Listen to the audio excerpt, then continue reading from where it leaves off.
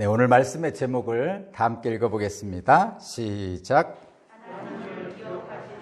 네, 하나님을 기억하십시오. 하나님을 잊지 말자. 오늘 본문의 말씀의 제목입니다.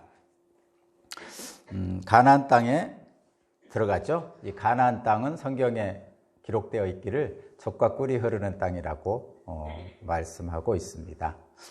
출애굽한, 그러니까 애굽에서 신음소리를 들으신 하나님께서 애굽에서 이스라엘 백성들을 구출해 내셨죠. 그리고 애굽에서 나온 이스라엘 백성들은 40년 동안 광야에서 생활을 합니다.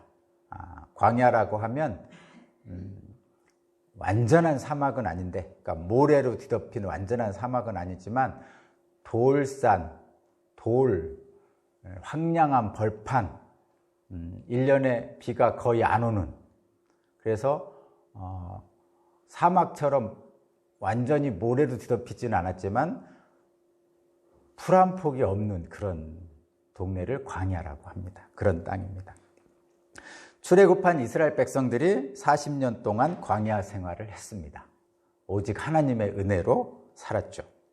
그리고 광야 생활의 마지막 부분에 이르러 아모리 왕 시온과 바산 왕 옥을 쳐서 요단강 동쪽 땅을 차지합니다. 물론 하나님께서 허락하신 것이죠. 광야에서의 40년이 지나는 동안 출애굽 1세대는 죽었습니다. 그러니까 40년이니까 여러분 한번 생각해 보세요. 한 살짜리가 40세가 된 거잖아요. 그러면 40세는 80세가 된 거죠. 그리고 이렇게 생각하면 돼요. 20세가 60세가 된 거죠. 근데 예전에는, 지금은 저와 여러분들이 다 100세까지 사시지만 이 당시 옛날에는 평균 수명이 30세 정도였다고 합니다. 그래서 저희들도 요즘은 60세 회갑을 잔치를 안 하죠. 70세, 80세를 합니다. 그런데 얼마 전까지만 해도 저희들 어렸을 때만 해도 60세 환갑을 잔치를 했잖아요. 환갑 잔치 한 이유가 뭐예요? 오래 살았다는 거죠. 오래 살았다는 건. 그런데 이 당시에는 2000년 전이잖아요. 3000년 전이잖아요. 이때는 많이 죽었습니다. 그래서 평균 수명이 30세 전후 이렇게 되었다고 합니다. 그렇다면 보통 15세, 16세부터 해가지고 활동할 시기잖아요. 그래서 15세, 16세 활동할 시기라고 계산하면 40년이 흘렀다고 생각하면 50세, 60세 된 거죠. 그러면 그 중에 대부분은 죽었을 겁니다. 그러니까 출애굽할 당시에 주축으로 나왔던 사람들, 15세, 16세 이상 되는 사람들은 다 죽은 거죠. 그리고 40년 동안 광야 생활하는 동안에 다시 장례도 치르고 애도 낳고 해서 다시 태어난 애들이 주축이 되어버렸습니다. 40년이 지났으니까. 그렇게 출애굽하는 동안에 출애굽한 1세대는 죽고 그 후손인 출애굽 2세대가 이스라엘의 주축이 되었습니다. 그렇게 해서 지금 요단강 동쪽 땅에 도달했습니다. 모세는 약속의 땅 가나안에 들어가기 앞서서 이 새로운 세대인 출애굽 2세대들에게 다시 한번 하나님 율법을 선포합니다. 40년 전에 시내산에서 하나님의 율법을 받았죠. 그리고 그 율법을 따라서 40년을 광야에서 살았습니다. 그런데 그들은 이미 죽고 후손들만 남았죠. 그래서 40년 전에 시내산 계약을 다시 한번 반복해서 갱신하는 율법을 선포하는 것입니다. 직접적으로 율법을 받은 세대들은 다 죽고 이제 시내산 계약을 다시 한번 이 2세대들에게 선포하는 것이 신명기입니다. 이들에게 시내산 계약을 다시 한번 갱신하면서 선포하는 이유는 뭐냐면 2세대들은 가나안 땅에 들어가 살 세대들입니다. 1세대들은 어찌어찌 하여서 가나안에 들어갈 수 없었지만 2세대들은 가나안 땅에 들어갑니다. 그런데 그 가나안 땅은 젖과 꿀이 흐르는 땅입니다. 이 새로운 세대가 가나안 땅에 들어가 살 때에 어떻게 살아야 되는지를 다시 한번 확인해 주는 것입니다. 일종의 이런 것이죠. 딸을 시집 보내기 전에 딸에게 부모가 이런 당부를 하잖아요. 그런 거와 비슷합니다. 또 객지로 자식을 보내는데 객지로 가는 자식에게 이러저런 일을 얘기하는 부모의 심정, 그런 것과 동일합니다. 물론 모세는 이 신명기를 끝으로 죽습니다. 그러니까 모세의 유언과 같은 내용입니다. 오늘 본문 말씀은 그 중에서 장차 약속의 땅에 들어가 살 때에 하나님을 잊지 말라는 모세의 부탁이자 명령을 하는 부분입니다. 간곡하게 후세대들에게 지금 말하고 있는 거죠. 자, 여러분에게 한번 떠오르는 게 있으면 한번 생각해 보세요. 나라들 이름을 제가 한번 불러보겠습니다. 리비아, 이집트, 시리아, 요르단, 사우디아라비아, 이라크, 쿠웨이트, 이란. 이런 나라들은 생각하면 무엇이 떠오릅니까? 이들 나라들, 그렇죠. 이들 나라들은 중동 지역에 있는 나라들이죠.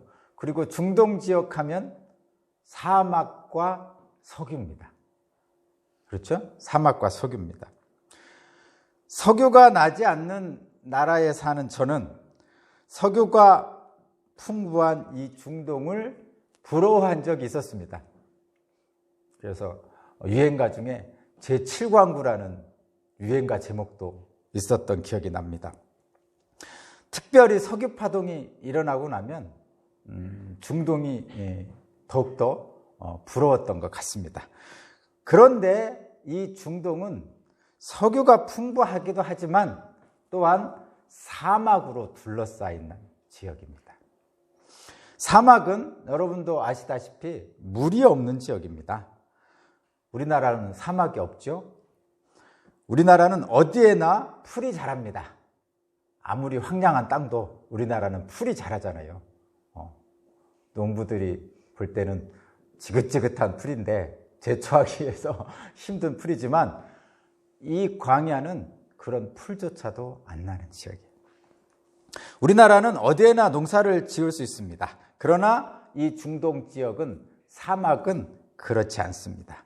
사막은 풀 한 포기가 나지 않는 건조한 땅입니다. 1년 내내 비가 안 오는 땅입니다. 이 중동 지역이 바로 사막으로 둘러싸인 지역입니다. 그 지역으로 성지순례를 다녀오면 가장 먼저 우리나라에 딱 도착했을 때 드는 생각이 뭐냐면 참 우리나라는 축복받은 동네구나. 딱 공항에 내려서자마자 보이는 푸른 나무들, 풀들이 너무 아름답습니다. 그리고 공항에서부터 집에까지 오는 모든 길들이 그림 같습니다. 실제로 그냥 보통은 그냥 지나치듯이 봤던 모든 환경들이 정말 그림 같습니다. 그만큼 이 동네는 사막으로 된 지역으로서 물도 없고 풀조차도 없는 지역입니다. 맞습니다. 이 중동 지역은 사막 지역입니다. 그런데 이 사막으로 둘러싸인 지역에도 물이 있는 지역이 있습니다. 물이 있는 지역이 있어요. 이 물이 있는 지역을 뭐라고 부르냐면 비옥한 초승달 지역이라고 부릅니다.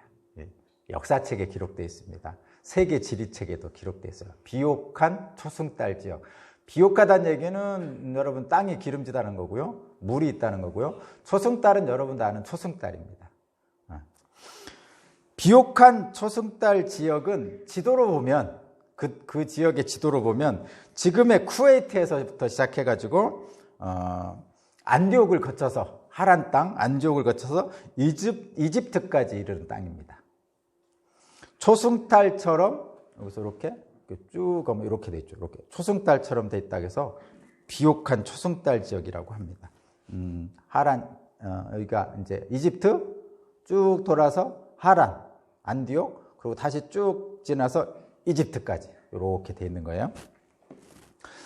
초승달처럼 생겼다고 해서 붙여진 이름이 비옥한 초승달 지역입니다. 이 비옥한 초승달 지역이 비옥한 이유는 이 이라크 쪽에서는 티그리스 유프라테스 강이 있습니다. 강 주변에. 그리고 안디옥을 거쳐서 팔레스타인 지역으로 오면 만년설이 있는 헬몬산이 있어요. 그래서 헬몬산으로부터 내려오는 물줄기가 갈릴리 바다고 요단강입니다. 그리고 이집트로 가면 여러분도 아시는 나일강이라는 강에 삼각주가 있어요. 삼각주라는 것은 나일강 하구에 그 물이 넘쳐서 생긴 비옥한 땅을 얘기합니다. 이 세 지역은 물이 풍부한 지역입니다. 주변은 다 사막입니다. 가나안 땅은 이 비옥한 초승달 지역에 속하는 지중해 연안에 있는 그 헬몬산으로부터 내려오는 이슬을 먹고 사는 동네죠. 그래서 물이 풍부한 지역입니다. 이스라엘 백성이 향하는 가나안 땅은 농산물이 풍부한, 그래서 젖과 꿀이 흐르는 땅이다, 이렇게 표현하고 있습니다. 우리나라에 비하면 아무것도 아닙니다, 사실은.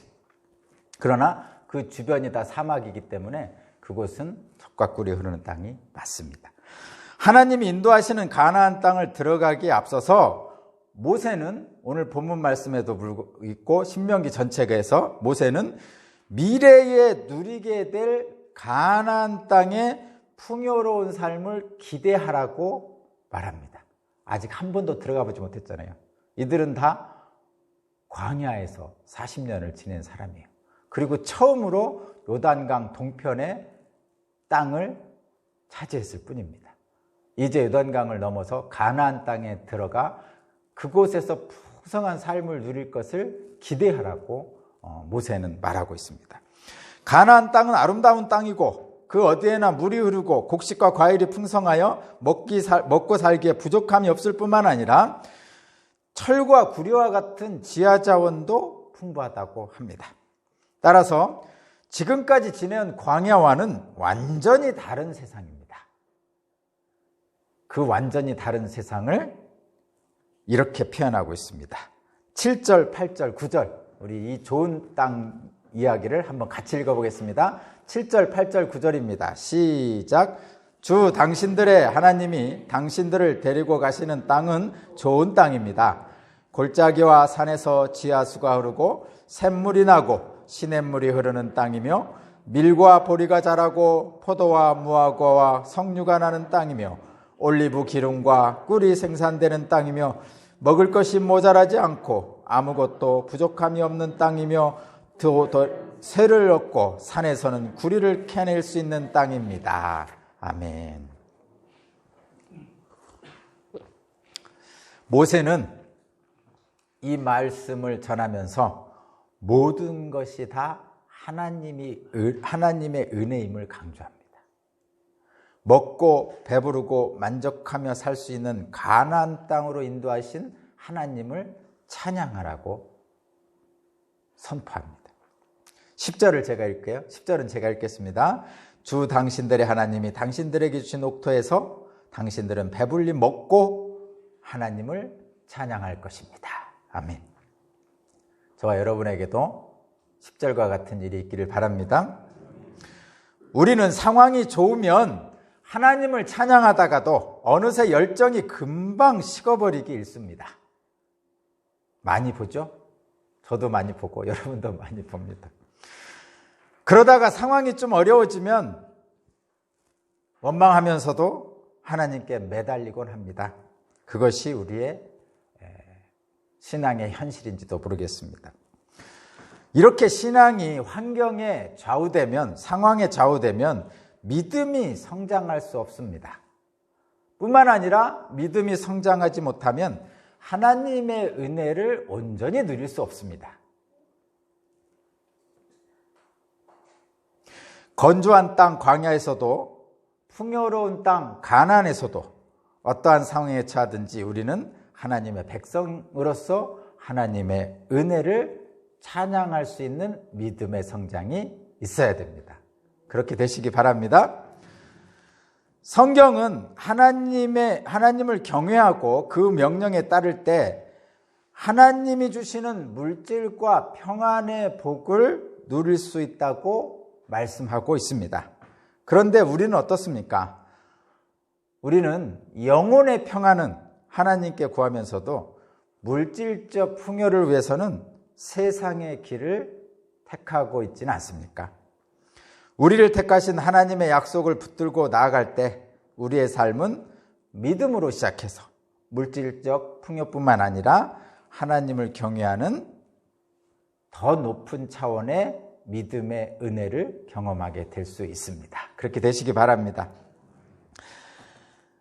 11절을 보면 모세는 가나안 땅에 들어간 뒤에 하나님을 잊어버리지 말라고 강조하고 있습니다. 우리 11절 한번 읽어보겠습니다. 11절 시작.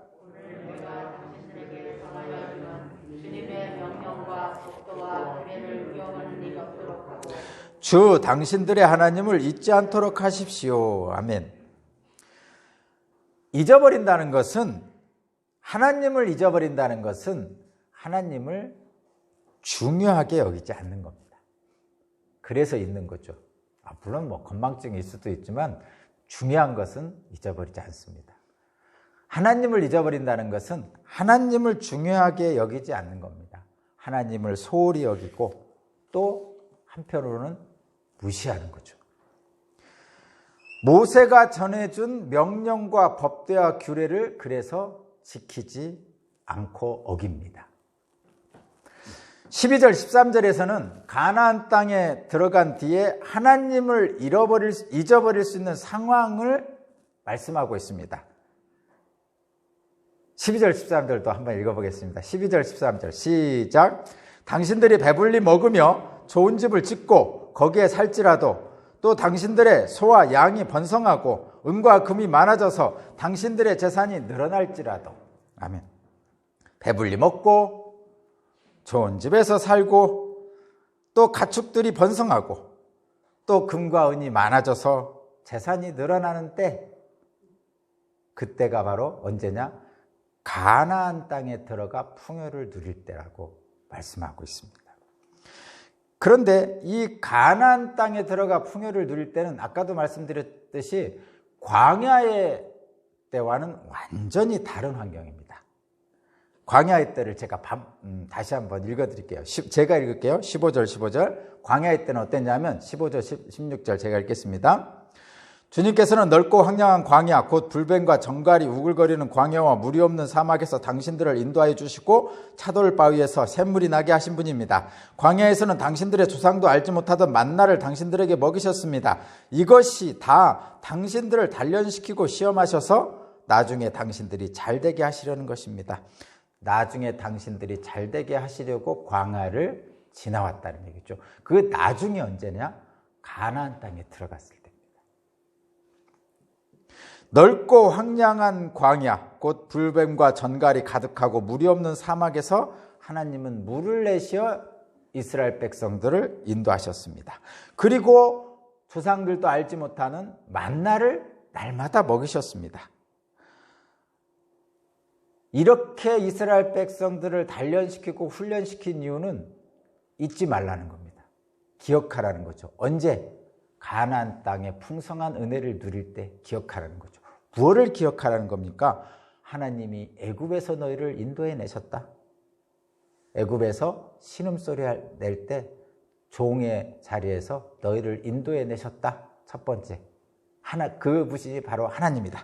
두 번째는 광야에서 마실 물이 없을 때 반석에서 물을 내어주셨고, 먹을 것이 없는 광야에서 만나를 날마다 주셨다. 마실 것, 먹을 것을 주신 분이 바로 하나님이다. 애굽에서 건져내신 분도 하나님이고 광야에서 너희들을 먹이고 살리신 분도 하나님이다. 그러니까 그것을 잊지 말아라. 언제? 가나안 땅에서 풍요를 누릴 때. 우리 그런 얘기 하잖아요. 개구리 올챙이 쩍 모른다. 그런 얘기 하죠. 그래서 어렵게 살던 사람이 부자가 되면 어렵게 살 때에 부자들에게 당했던 아픔을 기억하고 가난한 사람을 도와주는 것이 아니라 오히려 가난한 사람을 더 갑질한다는 얘기가 있습니다. 가난한 때를 기억하면 풍요의 때에 더 좋은 많은 풍요를 누릴 수가 있습니다. 여러분 꼭 기억하시고, 혹시라도 가난했던 분들이 부자가 됐으면 가난할 때를 기억하면서 부자의 때를 더 풍성하게 누리셔야 됩니다. 이런 분들도 있더라고요. 제가 한번 경험해 본 건데, 가난했으니까 한번 누려봐야지 하면서 마구 물질을 사용하는 분이 있더라고요. 물론 그 마음도 이해는 합니다. 그러나 잠깐 그래야지 오랫동안 그러면 좋지 않은 것이죠. 오늘 본문 말씀이 전체가 다 그런 내용입니다.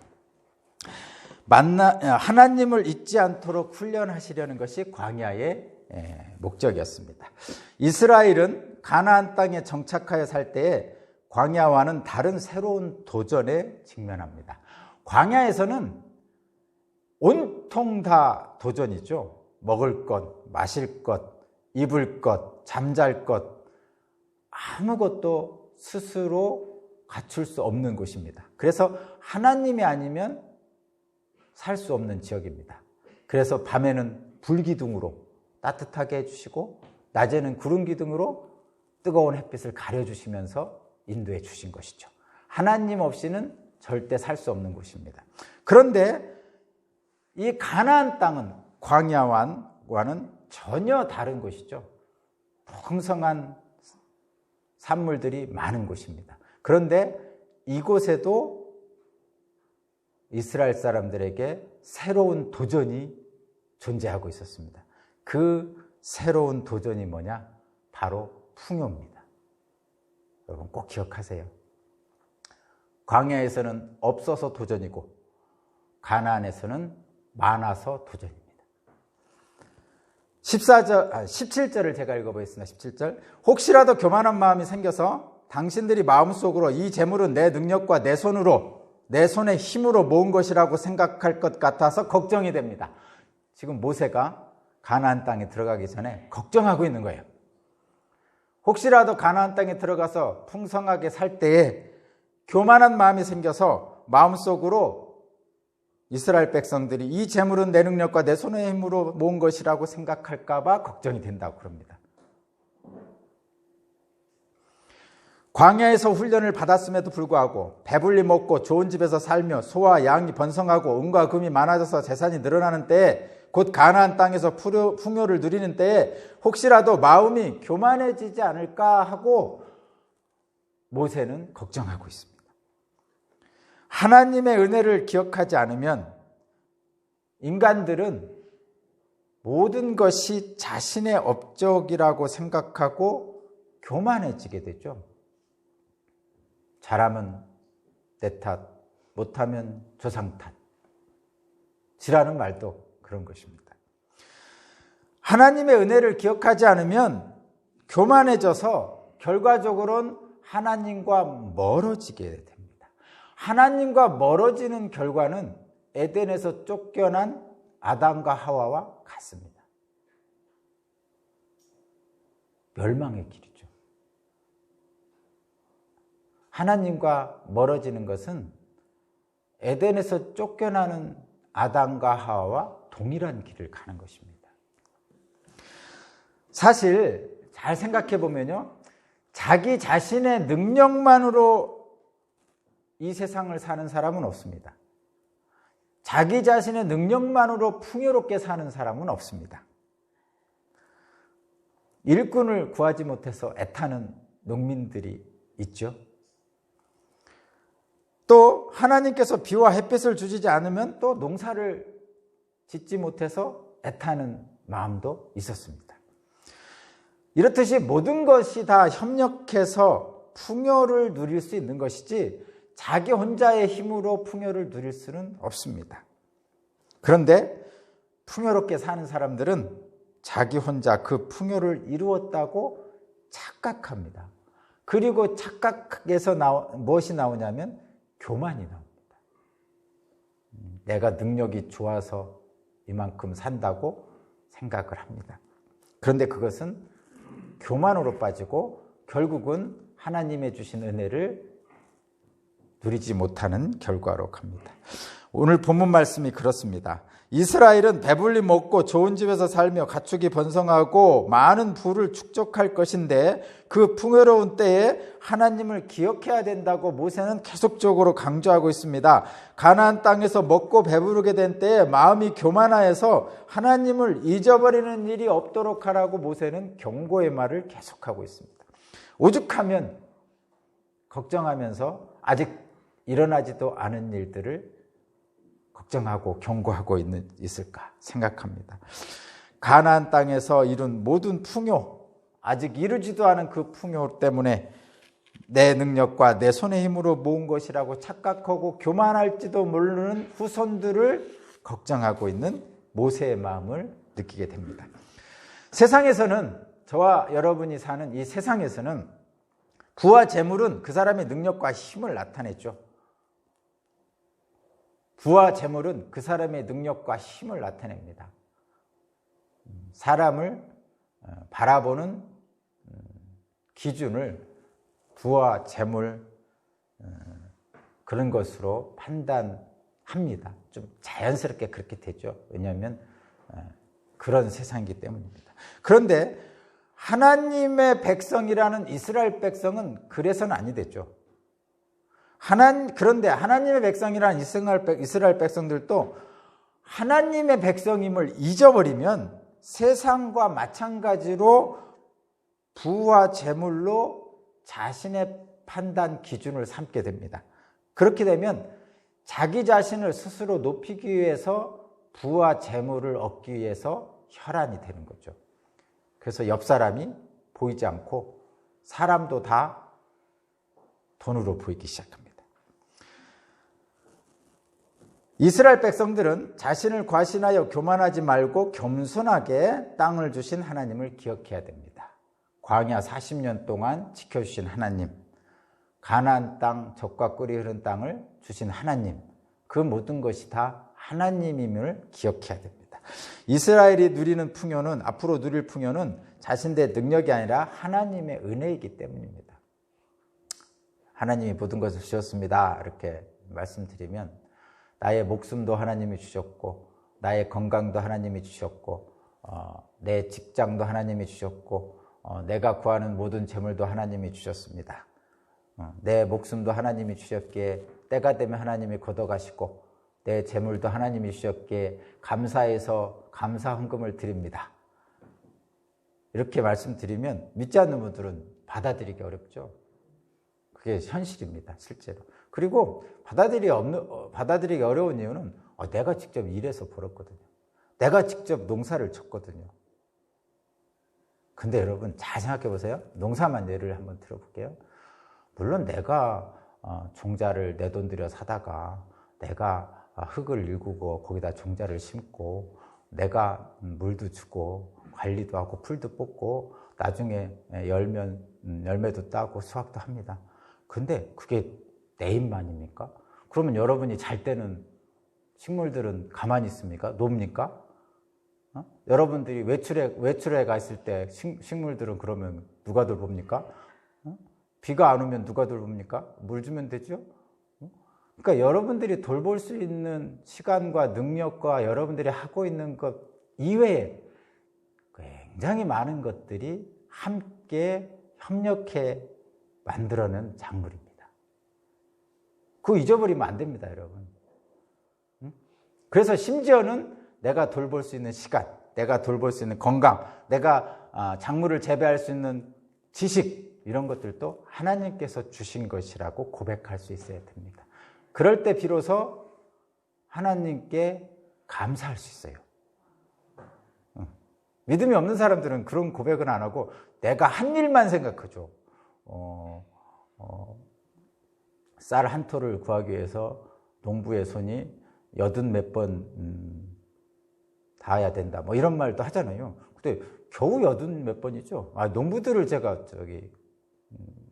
수고를 낮추는 게 아니고 농부들은 32번 하죠. 근데 하나님은 한순간도 눈을 떼지 않고 하는 거죠. 네, 그렇습니다. 우리들이 먹고 마시는 모든 풍요와 삶 전체는 우리의 능력만이 아니라 하나님의 은혜라는 것을 그래서 기억해야 됩니다. 그럴 때 더 큰 풍요와 은혜를 누릴 수가 있습니다. 실제 그렇습니다, 여러분. 요즘 귀찮을 정도로 반복적으로 경고 문자가 옵니다. 정말 하루에도 수십 번 오는 것 같습니다. 문자가 오죠. 차단도 안 됩니다. 이 경고 문자는 정말 많이 옵니다.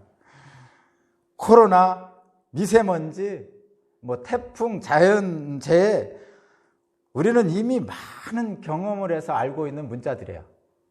안 보고 싶죠? 왜 이래도 귀찮게 계속 보내는지 짜증이 날 정도입니다. 실제로 막 전화해서 항의하고 싶습니다. 어떤 때는. 그런데 여러분, 경고가 반복되는 것은 이유가 있기 때문이죠.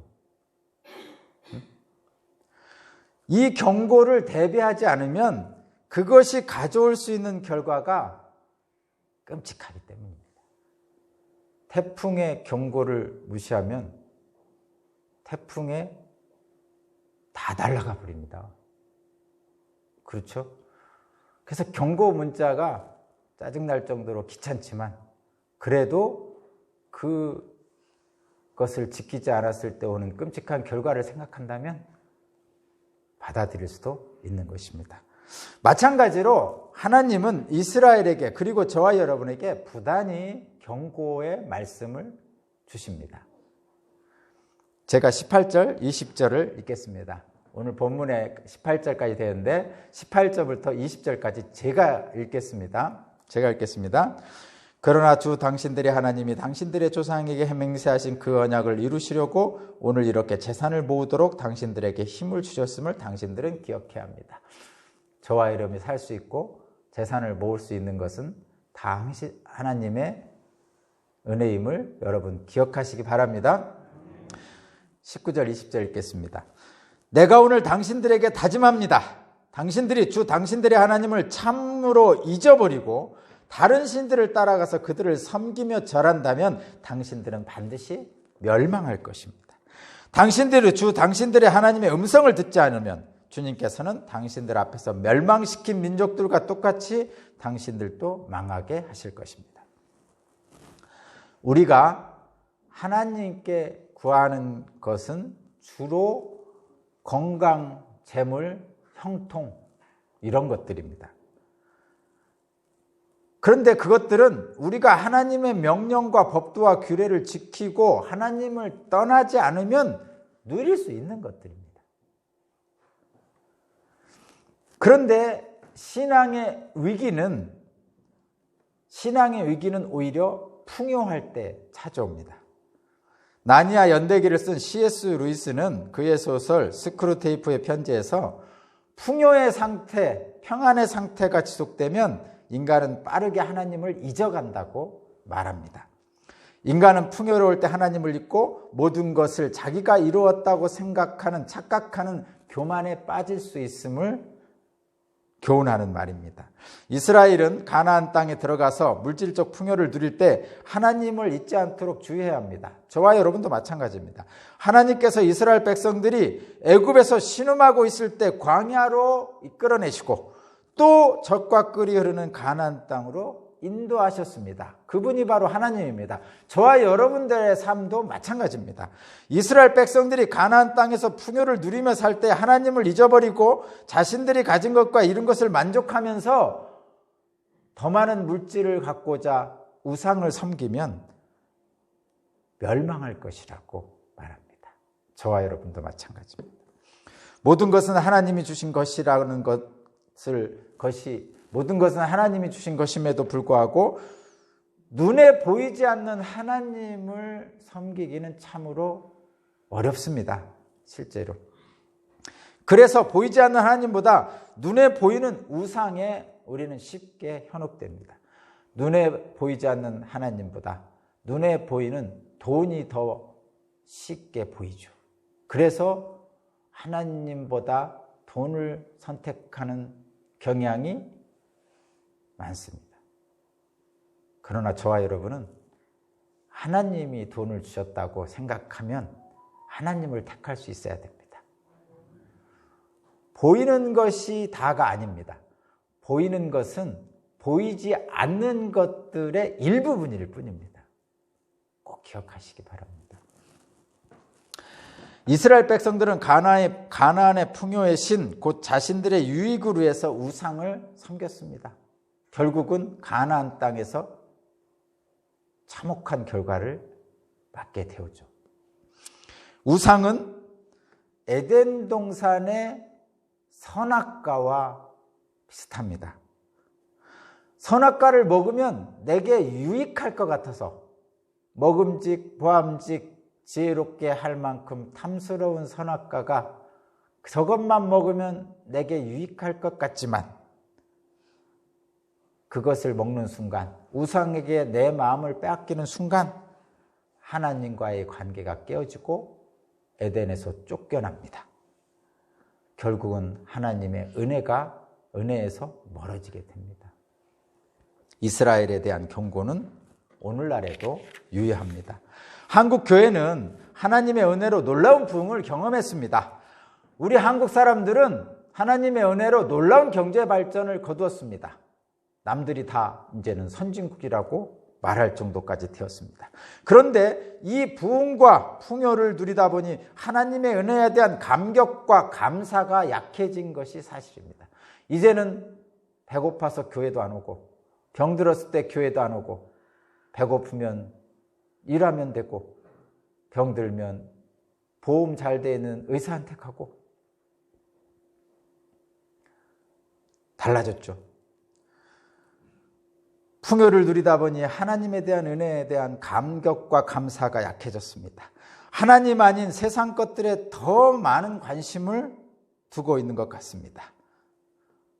한국교회는 선악과를 앞에 두고 서로 먼저 먹으려고 다투는 형국 같습니다. 한국교회에 은혜를 주신 분은 하나님입니다. 풍요에 취해서 교만하지 않도록 겸손하게 스스로를 성찰하는 한국교회가 되기를 바랍니다. 한국교회를 얘기하니까 저와 여러분은 빠질 수 없죠. 저와 여러분도 마찬가지입니다. 병, 가난 등 여러 가지 문제들이 있을 때 신앙생활을 열심히 하다가도 병이 낫고 재물이 좀 풍성해지니까 문제가 해결되니까 언제 그랬냐는 듯이 신앙생활을 소홀히 하는 경향이 저와 여러분들에게도 있습니다. 하나님은 그것을 경고하고 계십니다. 그러면 어떻게 하면 됩니까? 어떻게 하면 됩니까? 하나님의 음성을 들어야 됩니다. 보이지 않는 하나님이 보이지 않는 음성을 들려주십니다. 언제나. 안 들려주시는 게 아니라 들려주십니다. 보이지 않는 하나님이지만 잘 보면 보입니다. 잘 보면 보인다니까 뭐 귀신을 본다든지 뭐 이런 거 얘기하는 거 아닙니다.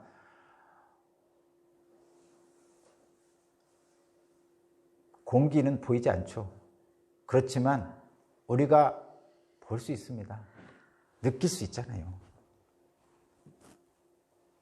하나님의 음성은 안 들립니다. 그러나 잘 들으면 들립니다, 여러분.